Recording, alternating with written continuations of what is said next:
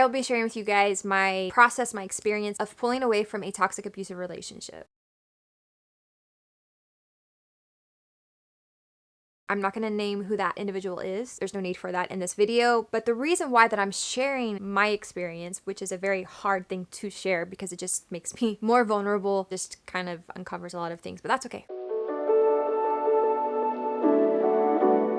It's because the Lord directed me to share this. He revealed to my heart that if I had somebody share with me their difficult story of separating from an abusive relationship, how much that would have blessed my heart and my process, how much it would have encouraged me, how much it would have given me a lot more courage to do it in a way that would have been better. I wish I could have done some things differently, and some things that I think I've done well still stand. So I'm sharing this because of that person who finds themselves in a toxic relationship that they need to be pulled out of it, or a toxic situation, which could be a work environment as well. But when it involves like a close relationship, the tearing apart when there is a bond, sometimes codependent bond, is very painful. It's a very painful thing. With that all being said, that's what this video is going to be about. That's what this video is going to be about. I want to be obedient to what the Lord has asked me to do. And I do know at the end of the day that this is going to help somebody. This is going to bless somebody. This is going to probably save somebody. That to me has much value in it. And it's worth sharing something that's very hard for me to see somebody else have freedom and be rescued out of a situation they should not be in. So they could find healing as well and move on with their life. Let's get started. Discovering that I was actually in a toxic relationship that was very unhealthy, that was abusive at times. And yeah, what did I do when I discovered that? Obviously, I knew there was something wrong in the relationship because there was behavior towards me that caused me a lot of pain, a lot of stress, a lot of strain on my mental health. I just tried to make it better. I tried to be a better person. I tried to make better choices. I tried to love this person in a better way. I always would put it back on me as my responsibility of making this relationship healthier. Anything I did and everything I tried did not work. Sometimes it would backfire, and I just thought, I can't do anything right. They've been like projecting a lot of anger towards me, not only me, but other individuals too, and just kind of treating me like a punching bag. So I thought maybe they had this built up anger that they were transferring onto me, built up rage, and I was just kind of there to receive it because, you know, I love this person. I ended up watching something online one day, and I remember this evening very well. I'm not going to share every part of it, but it was a video that gave explanation about a particular kind of abuse that was very hard to pinpoint. My understanding of abuse up until this time was just physical abuse. You know, I wasn't receiving any physical abuse. The abuse was a little bit different. It was more covert, more covered up. It was harder to detect. There was a lot of passive aggressiveness, a lot of silent treatment kind of behavior, as well as sometimes there would be blow up fights. As I continue to understand more about emotional abuse, psychological abuse, I was like, oh, this isn't my fault. Like, this other person in the relationship has some issues that they need to take care of, they need to resolve, and because they're not getting any kind of healing, any kind of help, I'm receiving all of this negative, toxic behavior, and I don't know what to do with it because it was really hurting, really hurting me, really damaging me a lot. But just discovering that there was something wrong with this other individual and that perhaps they needed a lot more help than I could ever provide them, and that anything I did could not change the relationship. When I realized there's nothing I can do, there's nothing I could, tweak in my behavior or change in how I showed my love, then I knew the problem was the other individual. And when I discovered that this other individual had a problem of the level that they had, I broke and I grieved, I think, for a few hours. Because then I heard the Lord speak to me and tell me that the way that I had been treated for a very long time was wrong. It was abusive, and I would have to protect myself. Coming coming to that reality was really hard. I didn't want that to be my reality. I didn't want that to be true. I really didn't. I didn't want that to be true at all. I fought it. I ignored it. I stuffed it down inside of me. And I told the Lord, I will try hard to protect myself, but I can't leave the relationship, nor can I confront the issue right now. It would be another 2 years knowing what was going on, knowing that the relationship, it was very unhealthy for me. I knew all of that. I knew the issue that this person had because I had done some research. The Lord had helped me pinpoint really what was going on with this individual, and that there was nothing I could do to make the relationship better or the situation better. Like, I was just like at a loss. I knew all of this, but I just continued on with it, and it caught up to me eventually. It caught up to me. Knowing my reality, wanting to ignore it, trying to stuff it down, and then 2 years later, it caught up to me in the form of my mental health being impacted pretty bad. When that happened, I knew that some changes had to be made. So when I was diagnosed with severe depression, I was diagnosed with anxiety. Later, I would show signs of PTSD from other things in my life, not just this relationship, but other experiences. I knew once my brain had kind of like said, hey, you cannot take any more stress from this relationship. You can't take any more abuse that's coming from them. You need to pull away and you need to take care of yourself. You can't ignore your brain breaking down because of the stress of everything and because of the constant abuse and the constant walking around on eggshells, not knowing if you would say the wrong thing or do the wrong thing and they would get angry and blow up at you. So I had to make some hard decisions. It was really hard. Discovering that I was in an abusive relationship was a hard pill to swallow. Nobody wants to admit that they are in something that is abusive. Nobody wants to admit that. Because you have to respond to that. You have to make choices in response to that truth and that reality. And if this person has put a lot of fear in you to control you, because that's what a lot of emotional, psychological abuse is. It's a lot of controlling of the other individual through fear, tactics, and other manipulation ways and stuff.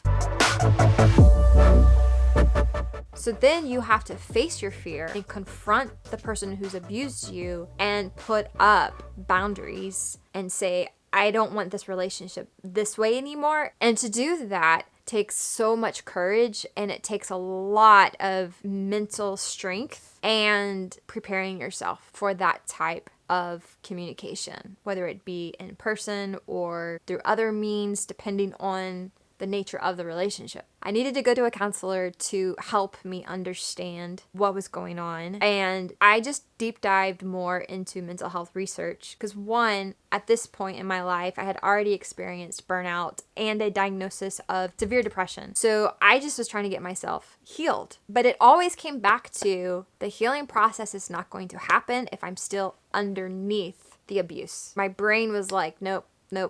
We're still in survival mode. We're still having to protect ourselves. We're not safe, so healing isn't going to fully come. It was this like back and forth in my heart and my mind of what to do. And then I would cry out to the Lord and say, God, can you just dissolve this relationship naturally so I don't have to put a boundary, so I don't have to put out there what I know and confront this individual, because I was very afraid of this person. I was very, very frightened. Long story short, I did communicate in my own way, not the best all the time, but in my own way, that I wanted a different relationship. I didn't want to be treated this particular way, which was abusive, and I wanted to have control over my own life. I didn't want to be controlled. I wanted to be able to make choices in my life without any kind of negative criticism or negative consequences of my choices. And when I put that out there, I knew that it would make the relationship harder if it was going to continue on as a relationship. And I knew that that was a risk to be very honest with this other individual. And I thought, but perhaps they would see what they are doing and want to change. Perhaps they would come to a place of, you're right, I shouldn't be treating you like this. That's what I wanted, but the reality was that when I tried to put boundaries in the relationship a few times, not just once, they were never really received. It made the other person more reason to be angry with me and to think that I was trying to cause them harm, when in fact I just wanted a healthy relationship where I wasn't afraid of them. Like I said, there's a lot of back and forth where there would be a relationship, then there wouldn't be a relationship because I had set boundaries and that made the other individual angry and they would pull away. They just wanted to remain in a codependent, toxic kind of relationship where they could still control and put fear in me. And that was just too difficult for my sanity, really, and for my mental health. It was a difficult process. Anytime that there would be a pulling away, sometimes it was a decision made on their part, sometimes it was a decision made on my part. I would feel, whoever ended the relationship, I would always go through grief. I would always go through feelings of guilt, like I had done something wrong.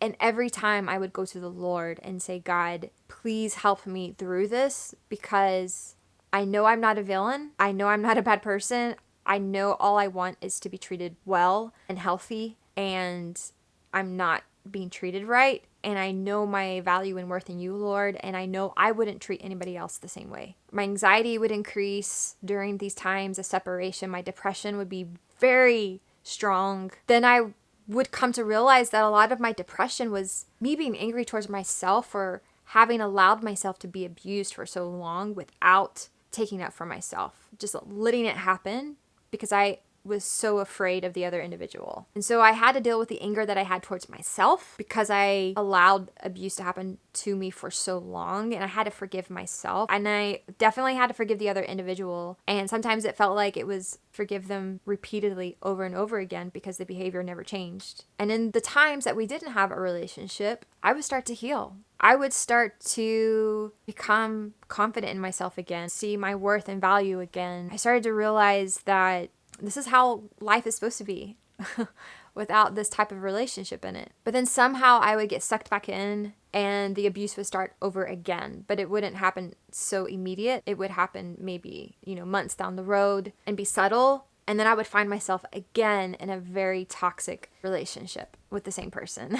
And then I would be angry with myself for allowing myself to be sucked back in and allowing myself to be manipulated and controlled. And it was just a never-ending cycle, it felt like. Then something else happened with my mental health where finally I could make a final decision that would change it all. What happened to get me to finally make a final decision with this toxic relationship? Well, my mental health got worse, which I didn't know that could happen, but it did. My mental health worsened and it would get better, over time, but then it just it did a deep dive so bad that I tried to take medication and I tried all that I could. Still in this toxic relationship because I had come to a place where it is what it is and maybe this is the right thing to do as a believer in Christ. I'm supposed to, receive this person into my life. Forgiveness was something that I was often used to with this individual, and it wasn't an issue of forgiveness, but it was an issue of, do I need to have this relationship in my life anymore? And if you talk to other individuals who are other believers in the Lord, they would say that forgiveness is reconciliation, and that meant that you needed to continue to keep these individuals in your life that were harming you because of the nature of the abuse. It wasn't physical abuse, then there's no reason to keep this person out of your life. So that was kind of the attitude I would receive when I would talk to other individuals, the common understanding within the church. I was like, all right, I'm going to suck it up. I'm going to be in this relationship. That meant that I have truly forgiven them and I'm doing the godly thing. But then why is my mental health getting worse? Why am I now having suicidal thoughts? And why am I going to God saying, Lord, it's either me or this other individual. Please take my life so that I can not have this emotional pain anymore. Because I thought that I didn't have the option of ending a relationship, fully ending it for good. I thought to make everybody else happy and to be the godly person, I had to continue to, hold the strings and keep it going. But I was wrong. I was very much wrong. When I got to the place of just having suicidal thoughts, when I got to the place of wanting to not live anymore, and my depression was so severe that I was starting to see a cycle of super highs and then super lows, almost kind of like bipolar. I was also dissociating a lot, and my anxiety was beyond anything. I just had pain in my chest all the time, every day there was a pain in my chest and would not go away. It was not a medical condition. It was just severe panic. I was living in complete fear because of this relationship, and I didn't know what to do. It was destroying me. It was literally destroying me. So my husband took me to another counselor, and this counselor was a gift from the Lord.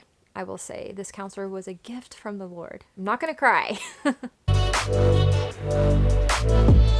But when I shared, my symptoms with my mental health issues with this particular counselor, and how often I was dissociating, how often I was in panic mode and survival mode, and just like having suicidal thoughts, really just having thoughts of wanting to die. And then also sharing with him the abusive relationship, which I had already identified as abusive and toxic and horrible. He looked at me in one of these sessions and he was like, this individual is destroying your soul. That one sentence set me free. It was like I needed the permission to say to myself that relationship was no longer going to be in my life anymore, because it was actually killing me. It was destroying me. It was crushing my soul. It was literally crushing my soul to the point where I was asking God to take me. If this other individual, continues on in my life, just take my life, God. Which is never anything you want to pray or step into. He spoke this to me, and it gave me permission to see the relationship as what it was. And then I knew what to do. I remember going to lunch with my husband after that counseling session. I remember just sitting there and hearing the Lord speak to my heart. I remember something lifting off of me, like this heaviness that was on me, that was the result of the depression, just lifted off of me. Because for the first time in my life, I could actually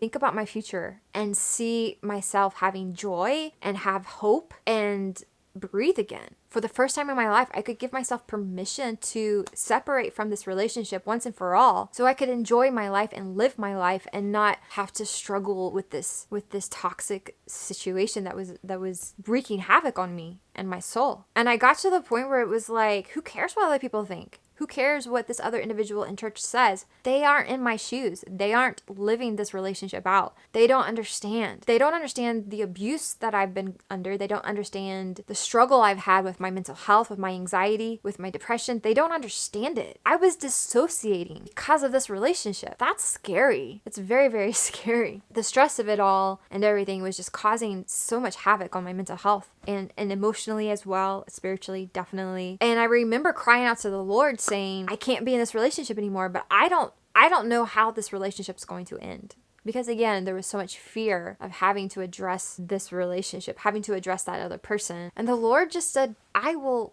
make a way out for you. Just trust me. I will set a door before you. You are going to walk out of it. I'm going to open the door. You will walk out, and then you will shut the door, and you will never open it again. I remember the Lord saying that, because Amanda, if you even entertain that thought once, that person will come back into your life and cause worse damage than before. And I knew that was to be true. I knew if I allowed them to enter into my life in any shape or form, it would be worse. It would be worse than before. I trusted in the Lord that He would help me walk out of this relationship for the final and last time. And I had grieved that relationship as if it had died. I did a lot of crying. I cried and cried and cried and cried. I grieved what could have been. If it could have been healthy, I grieved that. And sometimes I still grieve that. I still grieve what that could have been like if it was healthy. But it's out of my control. It's out of my hands of how that person responds to all of the boundary setting that I placed, or to all of the things that I communicated of what I needed in the relationship. And they just refused it. Never wanting to work with me, never wanting to reconcile in a way that was healthy and actually deal with the situation and the issues in our relationship. God provided a way out. I took it. When it came, I was like, okay, good. I felt relief. I grieved for a couple of days, and I think because I had grieved for so long over the relationship for like years, that this final time was just like, a period at the end of a sentence. And I grieved for like 2 days. I was sad it had to be this way, but I knew that's what I needed to live my life here on this earth, and not to live for myself, even to live for the Lord, to serve him without being held down and tied down with this situation that I had endured, and then to find healing and to find and discover myself again, my confidence and who I am in the Lord, and the purpose of all that pain that I walked through. And I went through, more counseling, trauma healing therapy, and I started to heal more and more every day. As that relationship ended and I walked away from it, it just kept getting stronger, and my soul was coming back together. The brokenness was being pieced back together. My broken heart, the Lord was building it back in him, and I had hope. I could think about my future without crying. I could live my life without asking the Lord or telling the Lord, either me or that other person, take one of us out because I can't do this anymore. The Lord's response was, I'm not going to take you out. I'm not going to take that other person out. I am going to just take that relationship out. And I was like, I love that solution. Just remove the relationship, remove the unhealthy, toxic, abusive relationship. I can forgive and I can heal, and hopefully they can do the same. And that was a better solution than what I was thinking in my mind, because my mind was just like boxed into something that wasn't true, something that the church sometimes says, something that some of my friends have said to me, that you need to endure this relationship. You have to. And I'm like, well, you're not me. You're not on the receiving end of it. And so I don't think anybody else has a place to speak into my decision of what I need to do for myself. Get to a place to be that strong. You have to really lean into the Lord. You have to really lean into the Lord. And you know that it's toxic. You know it's abusive. You've swallowed the pill of, yes, this is a very bad situation and it's just detrimental to my mental health and my sanity and everything. If you get to the point where you want to take your life because of a relationship, it's not worth giving your life up because you can't handle a relationship. It's better to end the relationship, let the relationship die, than you die, right? It's better for the relationship to die than for you to die, and move on with your life. No matter what this relationship was in your life, no matter the guilt that other people want to put on you or project on you because they can't walk away from their own abusive relationships, that's their problem, that's their issue. I don't share a lot in my personal life this story because people's response isn't healthy for me. I knew what I needed to do. I made the decision. I have yet to regret it. I don't think I will ever regret this decision because I've never had this much joy, this much healing, this much wholeness in my life before. And I just thank God often for saving me, rescuing me. Everybody's different. Everybody's story is different. Everybody's process of separating from individuals is different. Some people want to stay in those difficult relationships because to them, they can handle it. They have a resilience and a strength, or they're lying to themselves. One or the other, I don't know. I have no place to judge anybody else's decision of what they want to do in their own lives because we're all different. We all respond differently to the things that we walk through. And if other individuals judge me because of my hard decisions with this relationship, I'm okay with it. I'm okay with being misunderstood. I'm okay with being judged. I'm okay with being seen as the villain because I couldn't have reconciliation with this individual. I'm okay with that. But when you start to count the cost of that kind of decision, you have to ask yourself, what am I sacrificing to stay in an abusive relationship? You sacrifice a lot, let me tell you. You sacrifice a lot, whether you want to believe it or not, you do sacrifice a lot. And again, every relationship is different. And for some reason, I couldn't in this one. And I tried for a long, long time. Our God is not wanting us to be in those types of relationships. Under any circumstance, does God desire for us to be in a toxic, abusive relationship? I don't care what your pastor tells you. I don't care what your best friend tells you. God does not want you in a toxic relationship. If you need a way out, ask him to provide a way out. Ask him to surround you with the right support to walk away and the right resources that you need. If it's counseling, get counseling. Grow closer to the Lord. Don't remain a victim of somebody else's issues. We can overcome how other people have treated us, and we can tell them, no, don't treat me this way anymore. If they don't respect the no, then you walk away. That's what boundary setting is. It's saying, I don't want to be treated this way anymore, and if you can't respect that, then we can't have a relationship. To believe the lie that we have to entertain a toxic, abusive relationship in order to be a good Christian person is dumb, and it is not smart. It's not smart at all. Hold on, I have to get my dog. So the aftermath of having ended this relationship for good, relief. Oh my gosh, I never felt so much relief in my life. Like, I was just like, I'm free, I'm free, I'm free, I'm free. The relationship can die, but I don't have to die. Relief, joy. I had joy. I could live again. Now, it took a long time for the joy to really settle in because I had to grieve the relationship, and then I had to go through a lot of emotions and fight a lot of lies that were planted in me by the enemy, by other individuals, that they meant well, but it wasn't correct. I don't know how long it took, but I finally just stopped thinking about the relationship. I just move on with my life and live my life. Yeah, no regrets at all for me. I mean, after going back and forth with this relationship for many years and just the turmoil I went through and the guilt that I felt and all this kind of stuff, like, yeah, I was just done. I was done with it. And I was like, this person refuses to change or take responsibility for anything or honor any kind of boundary I've set or even respect or honor me as an adult, as a person. So I have no guilt. I have no regrets. I have no nothing. And I don't have a lot of emotion when I think about this person anymore. And I think that's because the Lord has healed a lot of things inside of me. He's healed, the grief I had from the broken relationship. He's healed the grief I had, what it could have been. And if I ever, experience that grief again, I just allow the emotion to go through. But it never brings me to a place of, should I reconnect? I've learned my lesson. I reconnected more than I should have. I tried again more than I should have, and I couldn't handle it. I could not handle it. I'm a happy person right now in my life. That's the aftermath. I'm happy. My marriage is healthy. There's no strain on the marriage. There's no strain on my other relationships because that stress is gone. It consumed me when I was in the relationship. It consumed everything about my life, and I could not focus on anything. Now I can focus on my ministry. I can focus on ministering to other people, helping them find freedom, helping them be healed, and to have hope again. I want to heal. I want to live life. I want to live the way that God intended for me to live on this earth for Him. That's the response I've had to that relationship finally ending. As far as it impacted other relationships around me, that's still kind of a thing because I love, those other relationships that know this other person and are still in relationship with them. But they've respected my decision. I've respected their decision of continuing in a relationship with this other individual. And I'm okay with that. They're okay with that.